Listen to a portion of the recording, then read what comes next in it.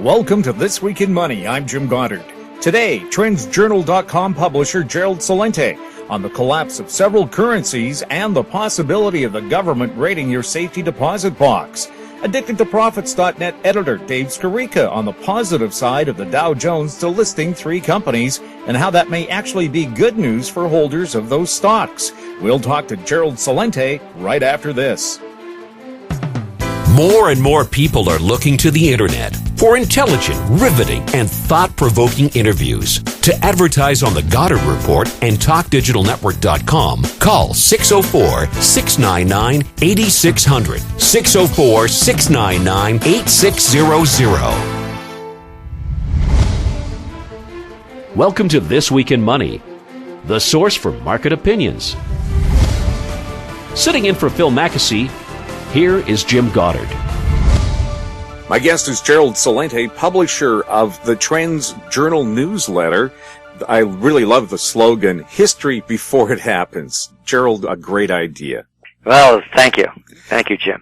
Because you're Mr. Trends Master, what do you think we should be looking out for right now if we're worried about the world situation, and where do we put our cash if we're going to maybe retire someday with a couple of pennies in the deposit? Well, as things are heating up, of course, in the Middle East, it's anybody's call what could happen.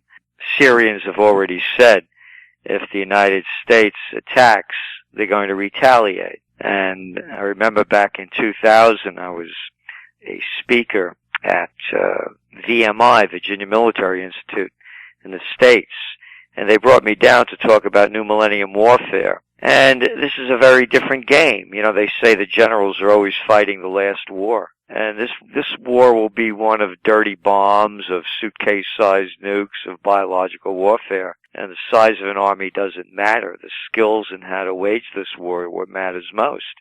And I bring that up because you see what happened back here in the States back in April when they had the Boston Marathon bombing. Yeah, they closed down, over 100 square miles around Boston to hunt for a, 19-year-old kid. Can you imagine if something, really horrendous happened, where a dirty bomb went off in a city? So the point being is that the whole economic system would close down. And people forget that, right at the anniversary of 9/11. And, when that happened, Wall Street closed for a week. So these people that are talking war, they're not looking at the implications. So all bets are off if that happens. And the other issue, of course, relative to the economy is here we are in September, and just in several days we're going to know whether or not the Federal Reserve is going to go through with its tapering threat, and that, of course, is slowing down the buying of bonds. And we saw the effects of that already on the emerging markets that are off, nearly 11% this year, because the fears that that hot money that's already leaving the emerging markets is going to cool down. And you're looking at the virtual collapse of the rupee, the Indian rupee, the Brazilian real is in decline, the rupiah in Indonesia, all of the baht in Thailand, the lira in Turkey. One emerging market after another is in decline because of the fear of this tapering. And it's a good fear to have, because the only thing that's kept this economy alive is the low interest rates. I bought a building back in March, and I got a 2.875% mortgage locked in for 15 years. And now, of course, a 30-year mortgage in the States is, it's around 4.8, 4.5. And if it goes up to 5, then you're going to start seeing a real slowdown. So those are the fears. And so to me, although gold prices have softened, I'm in gold for the long term. It's always, as somebody said, it's been the hedge for the last 5,000 years. Why doubt its value now? Exactly. And when you listen to the experts talking about gold not being a currency, you're right. What did they forget about the last 5,000 years? They know. They know better. Everybody 5,000 years earlier was wrong, according to their thinking. But again, it's this not total devaluation, but mass devaluation of the currencies. Oh, I forgot China. China's following, they're in a debt crisis over there. They have to keep the pumps going. and you're going to start seeing some real problems start to emerge in the coming year.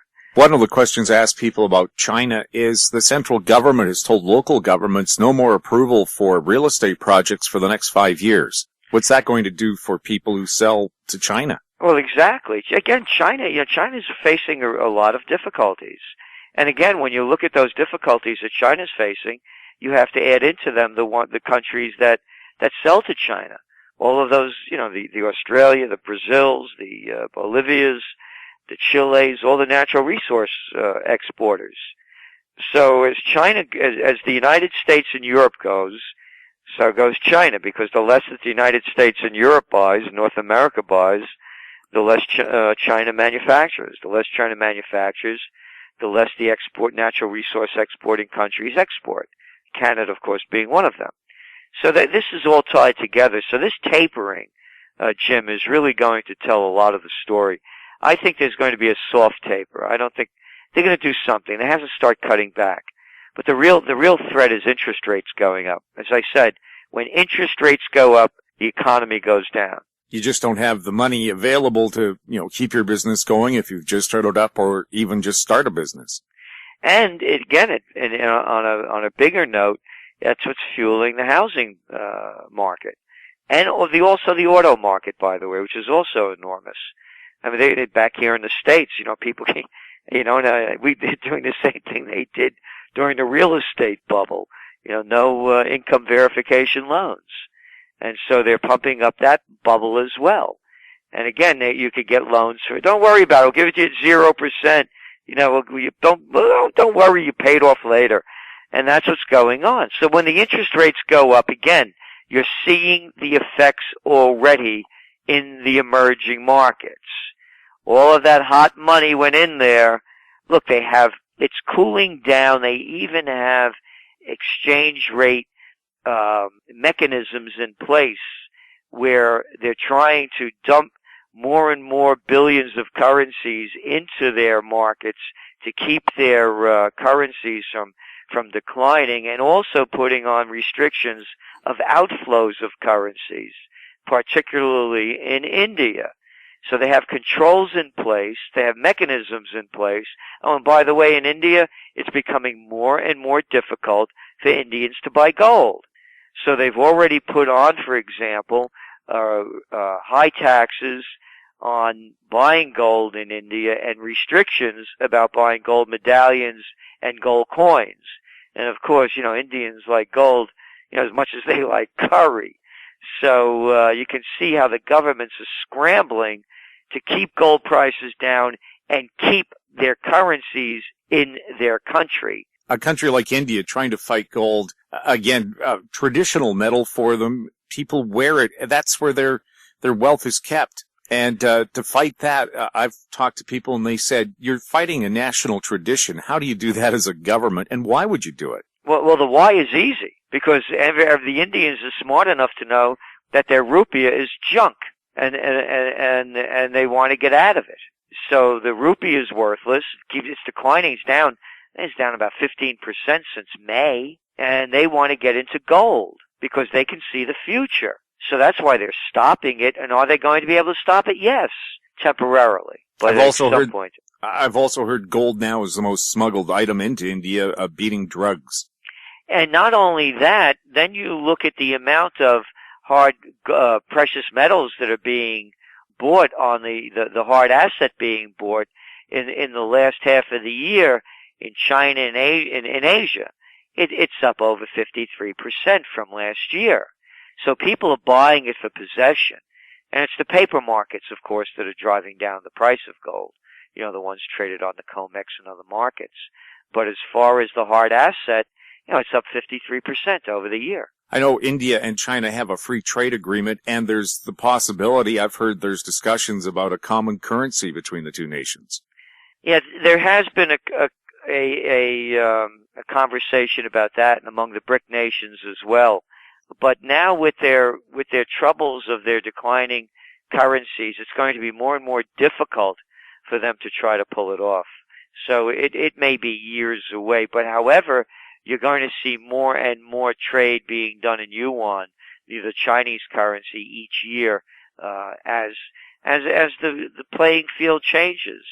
And again, the United States is able to keep this going because, there's still the reserve currency of the world, even though it's declined significantly from its height to where it is.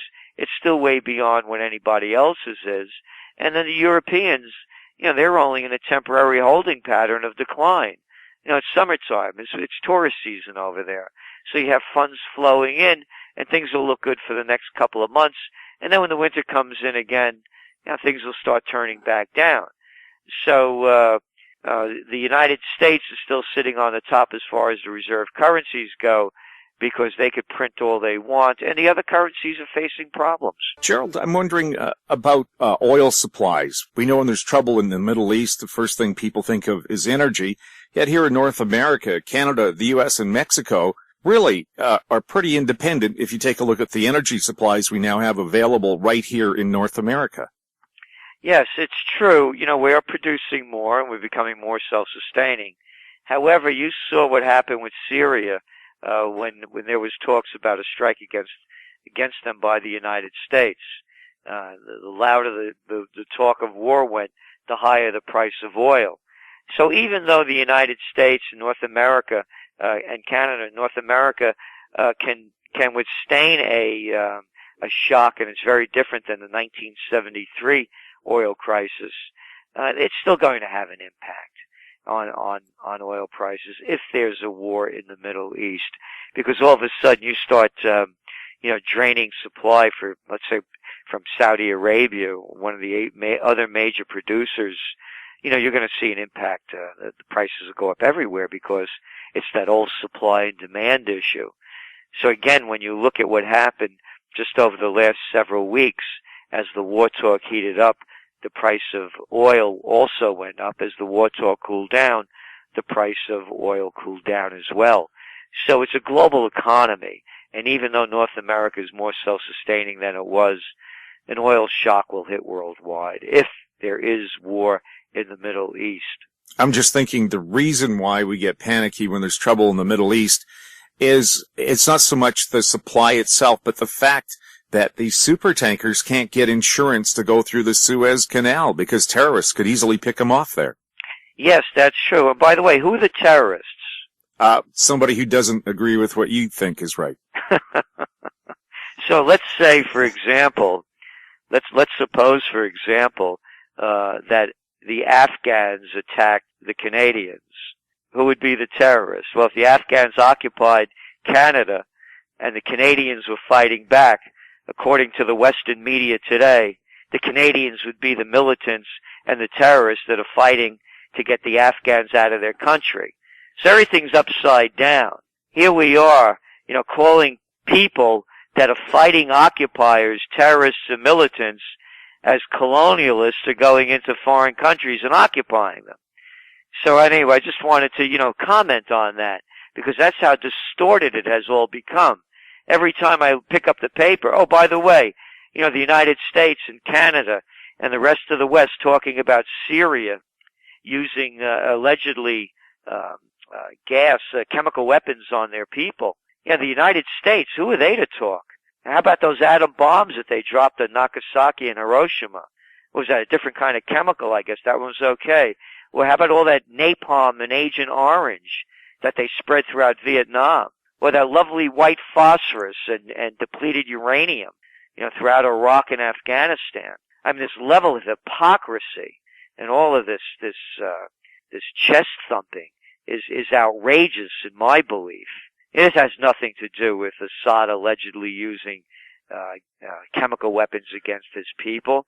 It's about the United States and Canada and NATO and other countries gaining more of a presence in the Middle East as they have been since 9/11, and cutting off bases. The only base that China and Canada have in the Mediterranean is the port of Tartus in Syria. And we've been writing about this for years, and it's also, of course, to weaken Iran which is a major motivation among the West.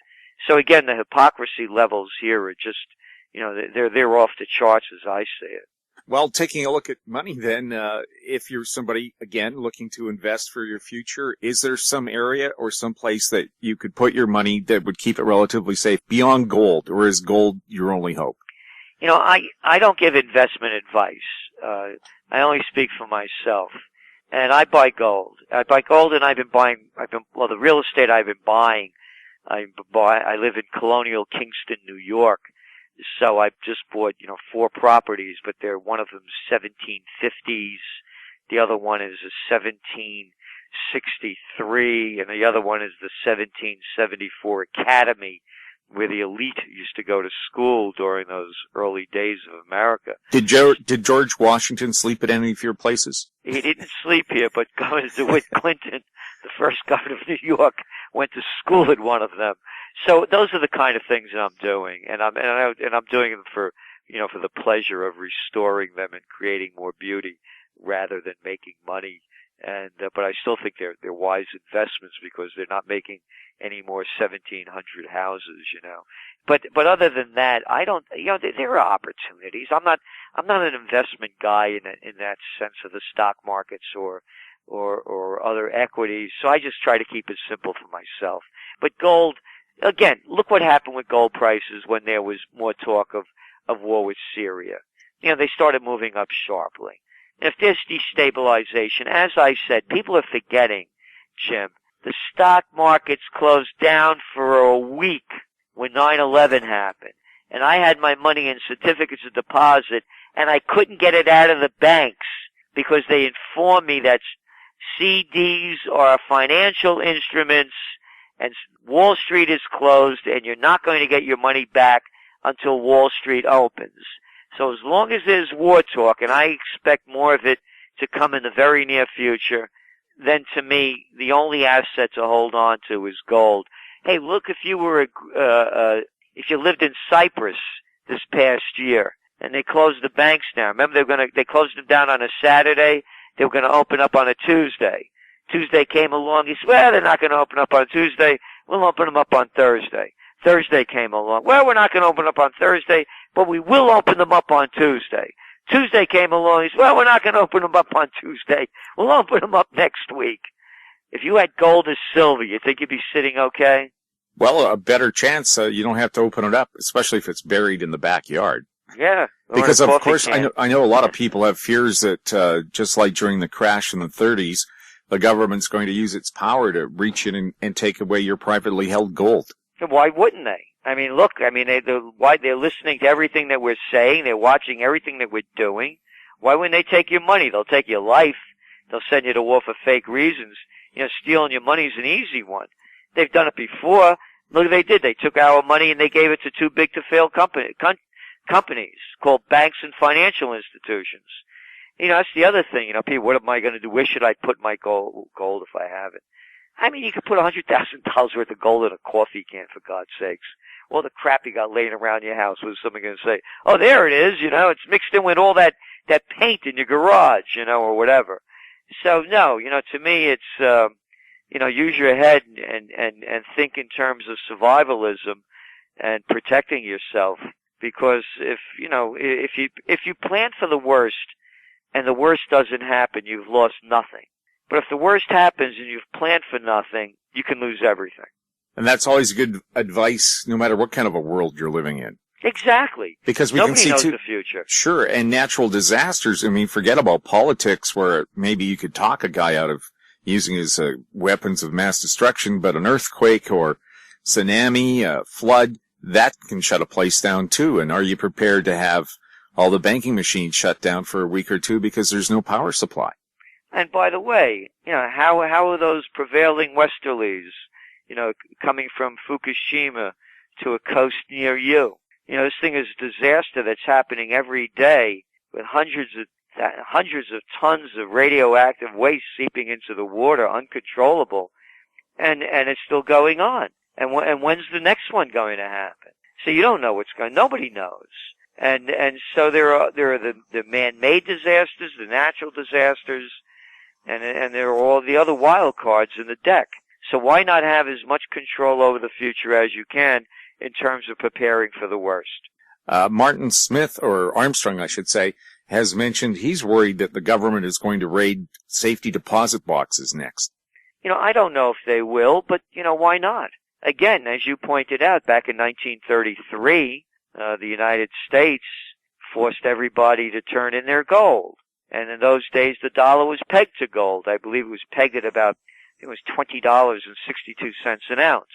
And if you didn't turn in your gold, you go to jail. And if they caught anything gold they caught you with, the fine would be twice the amount of the gold that you had. And once they got it all in, they repegged the price of gold to $35 an ounce to the dollar. So there you go. You just lost 70% of your purchasing power. It was a devaluation of the currency. And by the way, that's what I think they're going to do. At some point, there's going to be a mass devaluation. That's the only way they're going to be able to pay off this debt, which again brings me back to why I like gold. If they did do a mass devaluation, what does that do to the value of your home, your biggest asset? Exactly. Everything goes down.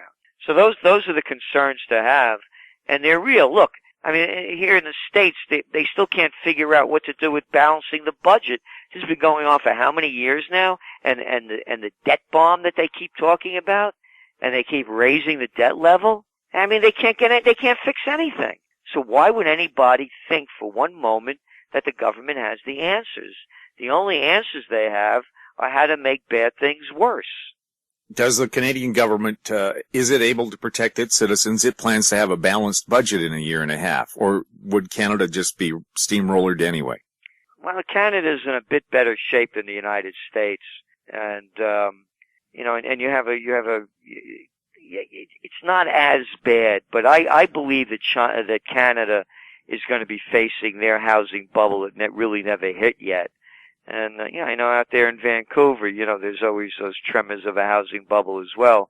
And particularly if things really start slowing down in the Asian nations. So I think they're going to be facing tough times ahead, but not as bad as the United States. We're, right on the border with you guys over there with Detroit. Detroit went bankrupt. Who could imagine that a city like that would look like it does now? So you don't have this declining society, a growing underclass. Oh, by the way, the news just came out today that the gap between the rich and the poor in the United States is now the widest it's been since 1927. Thanks a lot for chatting with us. Hey, thank you, Jim. After the break, Dave Skarica on This Week in Money.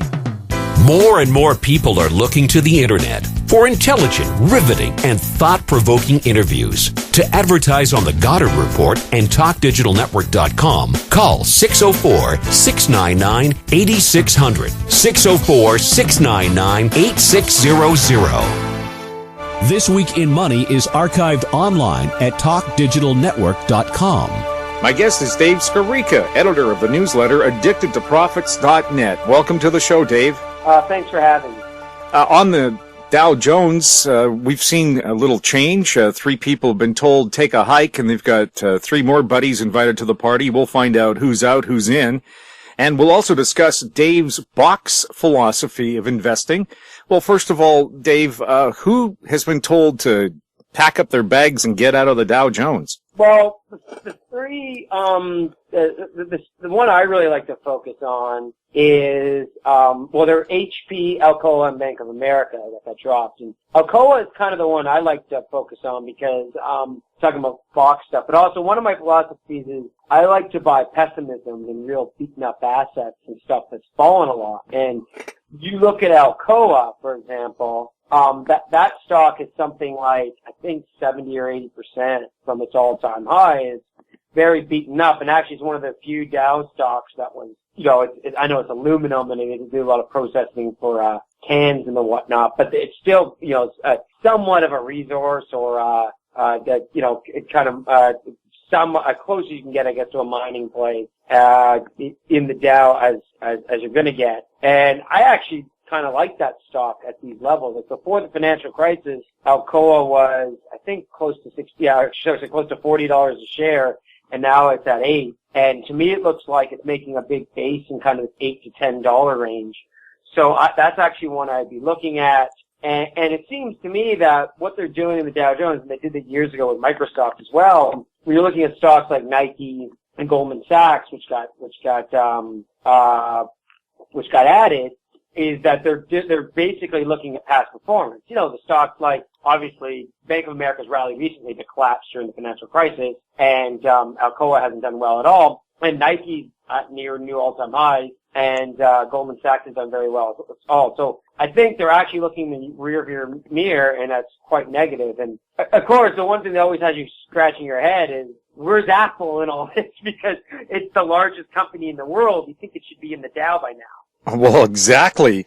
How do they pick who gets to be in the Dow Jones? I don't know, like, to be blunt with you, because obviously they're trying to diversify it so it represents the economy. Like, one of the ideas behind putting Microsoft in it 15 years ago was, or 14 years ago was, well, we need some tech exposure here because, you know, a large part of the economy is not technology based, and we don't really have any tech companies in here. And, you know, I'm sure, well, Goldman Sachs is essentially replacing Bank of America. And I'm sure, you know, with such a consumer-based economy, that's why you're replacing Nike, you know, and dropping, Alcoa. But like, I don't really know what the criteria is. I think it's trying to keep it diversified to represent the economy. And, you know, obviously you need these kind of large companies. You'd think it would be easier if they just adjusted it every couple of years based on, I don't know, the largest 30 companies in the United States, kind of like the S&P 500 being the largest 500. But I think they try to keep it somewhat diversified within the economy. But again, I think the problem is they're looking at past performance more than anything. So it doesn't really mean they're a winner. It's just they've done well in the past, but that's no predictor they're going to do great in the future. Yeah, and I think, like, again, you look at, like, basic math.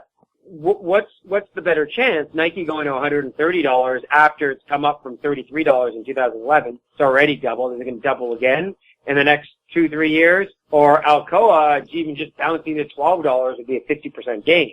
So I think that, it's just a lot of, there's just a lot of looking in the rear view mirror, which I personally don't like to do as an investor. I like to kind of, and actually my philosophy is the exact opposite. I like to look at these really beaten up stocks and beaten up assets, and I'd like to purchase them because I think that's consequently where the upside is. I rather personally buy Alcoa that's lost half its value since 2011 than buy Nike, which is double. That's kind of more my philosophy. And taking a look at Hewlett-Packard, somebody said that being delisted, they've been falling because they haven't put out a tablet and they're ignoring, the micro market, as I call it. They still build your standard tower computer. Do they have to look to the future? And because they've been delisted, are their shares going to drop even further? And do they have future plans to improve the picture?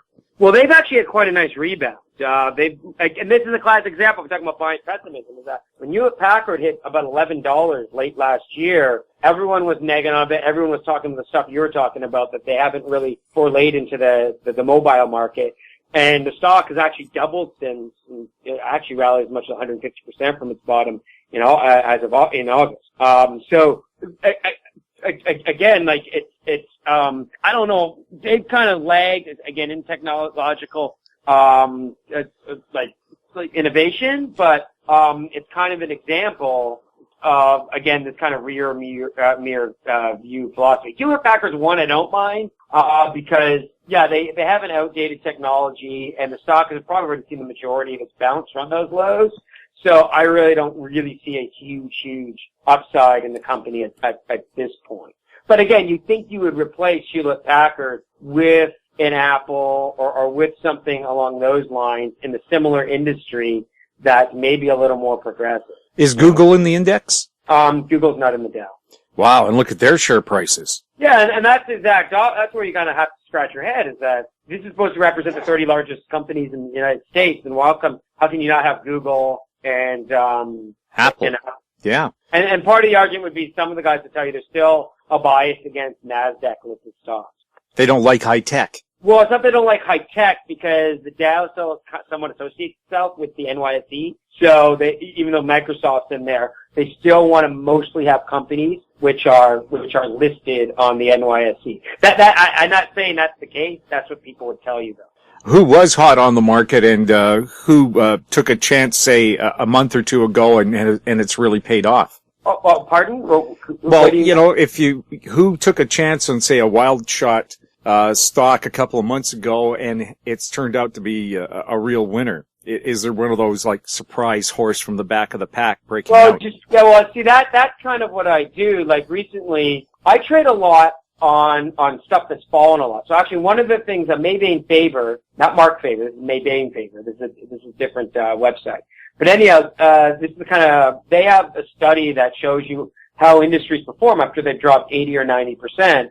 And in the 3 years, like a 3-year average return after a stock drops or an index drops 90%, and the 3-year return average is about 240%. So I tend to try to find beaten up sectors like that. And you're talking about a few months ago, even with their pullback this week, a lot of the junior miners, and I mean the junior producing miners, the smaller mining producing companies, they've still rallied about 30 to 40% from their lows in June, July, and they're kind of building a big long-term base, what I call a box base, where the box essentially is the trading range, and then you kind of form a box within the trading range. And actually had a media company in Spain today alone was up almost 30%. And same thing, they had built this box really since about the beginning of the year, and today they broke out of it. And a lot of times building these boxes or building these lows can take a while. It can take even a year. Like a stock that did that as well was CSIQ. That's Canadian Solar, a solar company based in Canada. And it set up a box between about $2 and $4 a share. And when it broke above $4, it eventually went to almost $16 a share. And those are the kind of, like opportunities that I look for. I kind of look for these long-term sideways building bases. But what you have to understand about those is that doesn't happen overnight. A lot of times those bottoming formations can take a year, 2 years, even in case of the home building stocks, which had a good run in 2012, they went sideways for 3 years. So a lot of times when you're buying these kind of beat up asset classes, you're looking at kind of a long-term base before things sort of break out. I guess you look for companies then who give you good value when you buy the stock. And if you do your research properly, you find out they're doing all the basics right. Maybe they've had some bad luck in marketing or something lately. But if they stick to their fundamentals, they've got their costs under control. That's the kind of company you look for? Yeah, well, it's tough because a lot of times actually the fundamentals are the worst on these kind of companies. Like the Spanish media company I'm talking about, which I own, they are actually going bankrupt a few months ago, and they have to get all their creditors to agree to restructuring their debt. So a lot of times actually the outlook is not quite good in these things, but you kind of have to just take a stab at it because the worse the situation can be, actually, ironically, the better the turnaround can be. But usually, yeah, if you're in a struggling industry and there's a company that's showing signs of outperforming in a struggling industry, and a perfect example of that would have been Ford back in 2009. You know, Ford didn't go bankrupt like Chrysler and GM and did have their costs somewhat in line.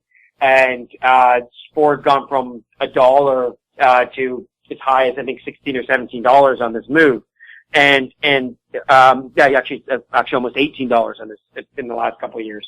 And that's the kind of example, same thing. So right now I was looking for a lot of beat up industries, like obviously gold mining stocks have been really beat up. And then wind and solar power companies, and obviously higher oil prices, they become a little more economic and their own prices are coming down. So I look for the companies in those that look like they're going to survive, and then usually they can lead the turnaround. The internet that happened too is that after the dot-com bust, everyone likes to talk about the bust and all these companies that went away, but there are also companies like Amazon and eBay and Google which kind of rose from the ashes and not only survived but thrived. So that's kind of the philosophy I take, that I look for these beaten up industries and stocks, and then I look for the companies that are well managed, and then that can sort of outperform going forward. Because you do want to see them at least trying to get their costs down, and you don't want them to go under. But a lot of times it's actually okay, as long as their structuring doesn't mean the delisting, to buy something that's in bankruptcy or within a restructuring, because usually sometimes they can emerge from that and rally a great deal. You mentioned at the top of the show, or I did, that you would talk about your box philosophy. Just what is this box philosophy, and how does it work? There was a trader, and he's a very interesting guy because he was actually a professional dancer by trade. He was originally born in Hungary, named Nicholas Darvis, and he wrote this book back in the 50s. He studied, he was an economist at the University of Budapest, and he fled in the mid-40s, and because he didn't like the prospect of either the Nazis or the Soviets taking over, and he had a fake passport a fake visa, and he went to Turkey, and then he ended up in Europe and Western Europe in the United States, and he would just study the stock market on his own, and actually even took loans like against his future earnings as a dancer to start trading the market. And he did a lot of busts too. He made a lot of mistakes trading. He was reading newsletters. He was taking tips from brokers. It was losing. And then what he started doing is just looking at price action. And what he noticed is that a lot of times stocks would get quote unquote trapped in a box, which means they would just basically form some kind of trading range. And then he would just look at the price action, because back then there wasn't all this internet stuff where you can look at charts, and you'd almost have to put out together your own chart by, marking the stocks every day. And then he would look for stocks that would come in, he looked for a couple stocks that were hitting 52-week highs and coming out of these boxes. And then he basically, was able to, by doing this, able to make some big winners. And during the 57 to 58 bull market, he said he made over $2.4 million trading. Now, there was a dispute, and they even did an investigation into it, and they basically said that he didn't make as much as he said he did. But I think he did. What happened was, I think he had accounts that the government didn't know about. For tax reasons, right? So, yeah, cash stashed away under the mattress. Yeah, under the mattress, or and trading, even back in the 50s, trading, somewhere in Monaco or something, Or Switzerland, yeah. So essentially, I took this box theory and took it one step further, is that I told you I like to find these pessimism trades and things that have fallen 80 to 90%. So what I look for, and this is where I talked about Canadian Solar earlier, I look for, if you look at the chart of that stock, that's exactly what I look for. I look for a really beaten up stock. Canadian Solar's all-time high in 2008 was $52 a share, $51.80. And it fell to as low as $2 a share in the solar bust. And then I look for, after the bust, this kind of long-term range, which usually is between 6 and 24 months. And then usually when after that long-term base or range is broken, these stocks move quite a bit to the upside. Now, a lot of times, because maybe they were in a bubble, they won't go back. Like Canadian Solar is probably not going to go back to that $52 a share anytime soon. But when you're talking a $2, $3 stock that has fallen from 50, even if it just gets to a third of its all-time high, it can go back to $17, $18 a share, which is a great gain. So that's essentially the box theory. I look for stocks that are quote-unquote, I call it trapped in a box. But I say they're trapped in a box and you can get out. So essentially you can, you look for this trading range and this long sideways basing pattern, and then for a breakout. And right now, I have a wind company looking like that. I just mentioned my recent newsletter that a lot of the gold and precious metals company are forming their own small boxes. Like the HUI index, for example, is forming a box between about 206 on the downside and 280 on the upside. It's virtually in the middle of that right now at about 230 today. So, and that box started in April, so we're getting about 5 to 6 months into it. So that's what I look for. I kind of look for these long sideways trading ranges after a big bust. And unlike Darvis, he was more of a short-term trader, so he was looking for these boxes and then a breakout. So he might be looking for a stock, say, trading between 25 and 30, and the stock broke out to a new all-time high, 31, and then it keeps going up and up. I'm looking more for the beaten-up sectors because I think it's just a basic mathematical play that after something's fallen 95%, and then sets up this base, it's very easy for it to rally 100 or 200%. So that's kind of what I look at. And solar, right? And I was going to say, solar probably isn't a bad bet right now. A survey found when people buy a new home now, it used to be they all wanted granite countertops as kind of their finishing touch. Now it's solar panels. Yeah, and I'm actually going to put solar panels in my house in the Bahamas within the next year because it's a place, Bahamas, where I live, is where energy is very expensive.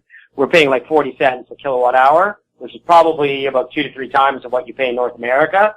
So actually, the payback on the panels is quite quick. So I'm going to do it as well. And really, that's the place where they really should install them with the house as well. But no, you're right. So solar is a classic kind of case that you had the big bust, you have all this overcapacity built up during the bubble, like the TAN, T-A-N, that's the solar ETF. Yep. That peaked at like $250 back in 2008, and that fell to $11 last year, and it's back to about 30 right now. And by the way, its box was between about 11 and 20, and it broke out of that earlier in the year. And then you look at like some of the companies that can survive. Like again, after a bust, the companies that usually are left from the rubble become stronger because they survived the bust. Like I mentioned, like there was 1 million .coms that went under, but the ones that survived, like the Amazons and the Googles, ended up being fantastic companies.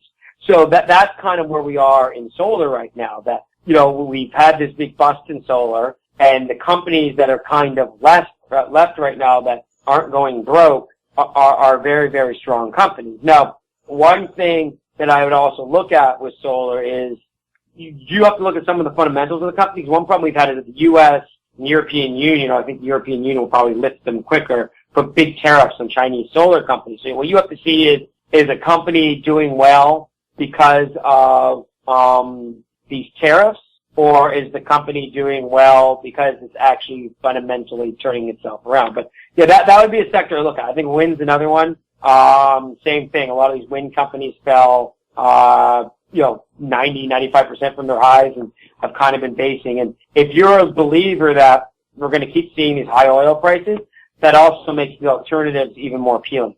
But in North America, they're with the busting of shale, they're finding new oil all the time. In fact, analysts told me the U.S.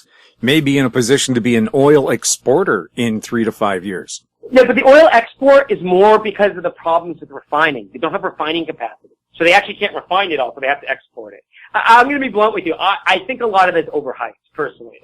The U.S.